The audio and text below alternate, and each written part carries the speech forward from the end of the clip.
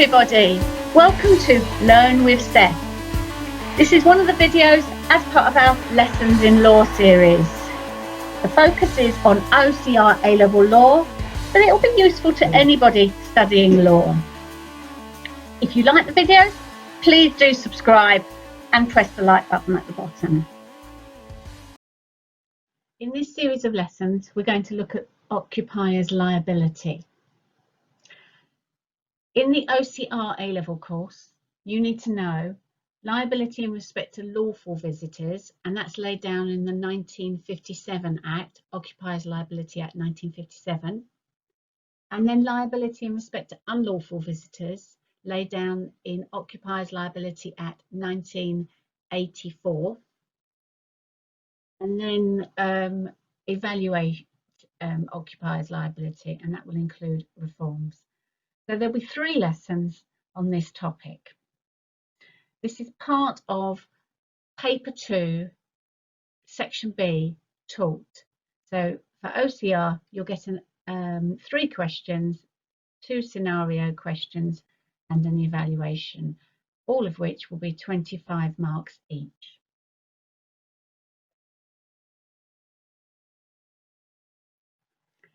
So this particular lesson is on Occupiers Liability Act 1957. And the 1957 Act just deals with visitors that are lawful to property. And we'll look at that phrase in a minute. So you need to know some key terms in relation to occupiers liability in general and the idea of what a lawful visitor is. You need to know the duty of care that is owed by occupiers to lawful visitors, and then the extent of that care in relation to children, in relation to tradesmen, and in relation to work that has been completed by tradesmen.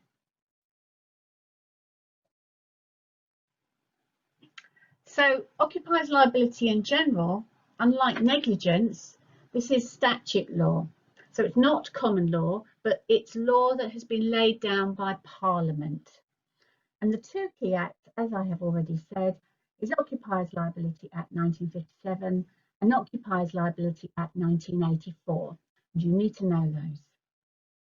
And basically, the Occupiers Liability Act 1957 lays down an occupier off premises owes a duty of care to lawful visitors. And the 1984 Act says a duty of care is owed for injury on premises due to the state of the premises to people who are not lawful visitors.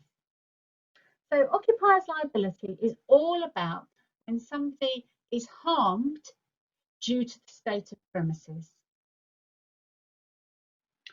You need to know these 3 terms: occupier, premises, and in relation to the 1957 Act, what a lawful visitor means. So starting with occupier, this is not defined in the statute, so you can see that's going to be an evaluation point. It basically means someone in control of the premises, not necessarily the owner or the tenant or even the person living there. It's the person in control of the premises. And there are 2 key cases, the first being more important.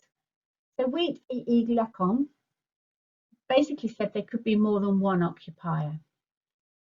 It basically illustrates the definition of occupier as someone in control of the premises. And then Harris v. Berkhamsted Corporation, this was to do with council-owned property that was vacant. This case held that you don't have to be physically in the property to be an occupier. So a really important term across both the statutes, and you will always in an essay want to define this term. Premises is a really broad term, it's really wide, and it includes pretty much anything: land, buildings, any fixed or movable structure. It's very, very wide. So in the scenario, if it's an occupier's liability question, it's very likely to involve a premises. And then for the 1957 Act, what is a lawful visitor? Well, it might be someone you've invited onto your property, a licensee, or somebody with some sort of contractual or legal right to enter, such as someone reading a meter. Now note that as soon as someone goes beyond the permission given in a premises, they become an unlawful visitor. And that will mean they're not covered under the 1957 Act. And you would have to look at the 1984 Act. Now, scenarios do like starting with a lawful visitor and then having that lawful visitor doing something that goes beyond the permission given and then therefore becoming an unlawful visitor. So if that happens in the scenario, you'll need to define a lawful visitor and then say that this person has gone beyond the permission because they've done whatever they've done, and therefore they're no longer covered under the 1957 Act, but the 1984 Act. Really important point. Moving on to what duty of care is owed to lawful visitors. And basically, an occupier has a duty to keep lawful visitors reasonably safe.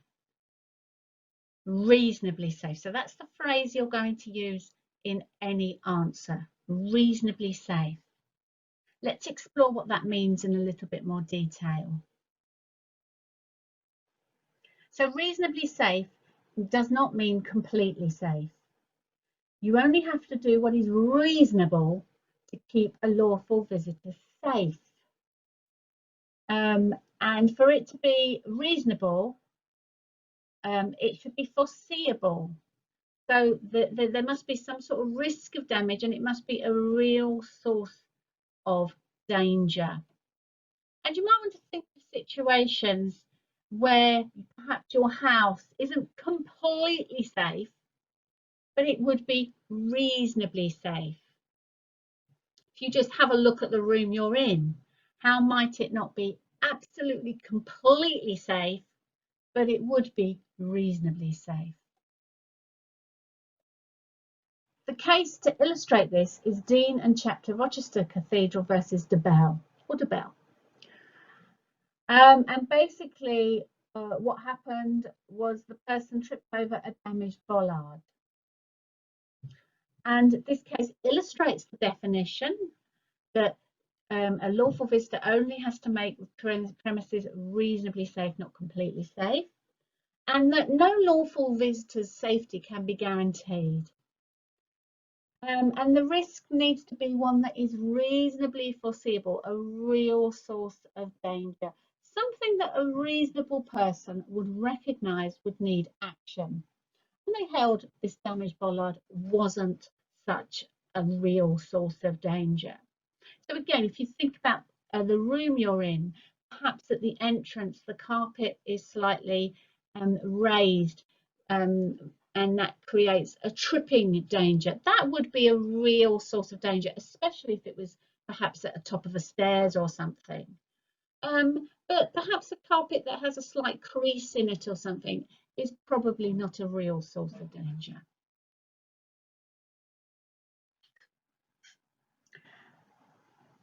Moving on to the next part, and that involves the extent of the duty owed. And there are two areas that we need to look at in relation to the 1957 Act. One is children who are lawful visitors, and the second one are tradesmen. And children are owed a higher duty of care under Section 2 of the 1957 Act. You can imagine if you have a younger sibling perhaps in your home probably has certain things in it to protect a child. Perhaps it has covers over a plug or a stair gate. So under Section 2(3) of the Occupiers Liability Act 1957, an occupier has to be prepared for children to be less careful than adults, And that means they have to make sure their premises are reasonably safe for a child of that age. So in other words, an occupier has to recognise that what might be a threat to an adult, what might not be a threat to an adult, might be very dangerous to a child. And there are some cases that illustrate this idea. The key one being Glasgow Corporation versus Taylor. You will definitely want to know this case for your exam. In this case, a child was in a park and died from eating poisonous berries that were on a bush. And this is all about this phrase, allurement. And the case held that the occupier has to guard against any sort of allurement that might attract children into danger. And here these brightly coloured berries amounted to an allurement to young children. So they were a real source of danger to children of that age. However, there are limitations here. In Phipps versus Rochester Corporation, and I know this is the second case that mentions Rochester here. Here, a young child fell down a trench and the ground was council owned. And basically the case said that, okay, an occupier does need to protect children from real sources of danger, but they are entitled to expect that parents or carers, whoever is supervising a child, will do so carefully. The problem with this ruling, though, is that there is no age limit laid down for this rule. So the case or the statute doesn't say how old a young child actually is. And again, this is an evaluation point that you can make very easily. Johnny versus London Borough of Sutton. This is where children, they were aged about 14, and they found a boat that was on council land. And clearly the boat was an allurement. You know, it is foreseeable that if there's an abandoned boat, that is going to allure children to play on it. And the council should have protected children from this allurement. The second section of people who need perhaps special consideration are tradesmen. And basically, an occupier isn't liable to protect tradesmen against risks in relation to their trade. So risks that a tradesman would be expected to know about, an occupier is not expected to protect the tradesman from. And the case for that is Rolls Roynathan, and it involves a chimney sweep who died from inhaling carbon fumes. Here, the occupier was not liable because carbon fumes is a risk that a chimney sweep should be expected to be to know about. However, what about if tradesmen cause negligent work? If tradesmen's work is not up to scratch and a lawful visitor is harmed because of it? And there are some rules in relation to this. The first rule states that the court will look at, was it reasonable for the work to have actually been given to an independent contractor? Did it require a specialist to complete the work? The next test is, did the occupier hire somebody that was competent to carry out that work? And this test suggests that an occupier should check an employer's competency before employing them. Perhaps look at one of the review websites or something like that. Perhaps check that they have the right qualifications. And the case that illustrates this is Bottomley versus Todmorden Cricket Club. And in this case, the club ran a fireworks display, and they contracted the display out to tradesmen, to specialists, but they were liable for the injuries caused because they did not choose competent and safe specialists.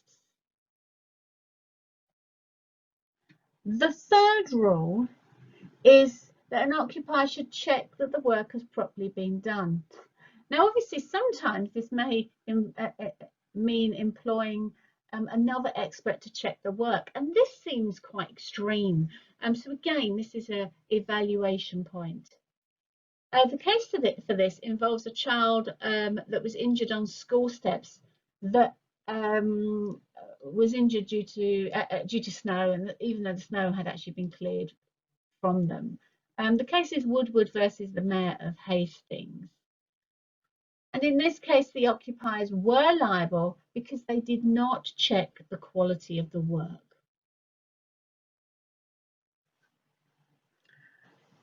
So 1957 Occupiers Liability Act is now something you should know.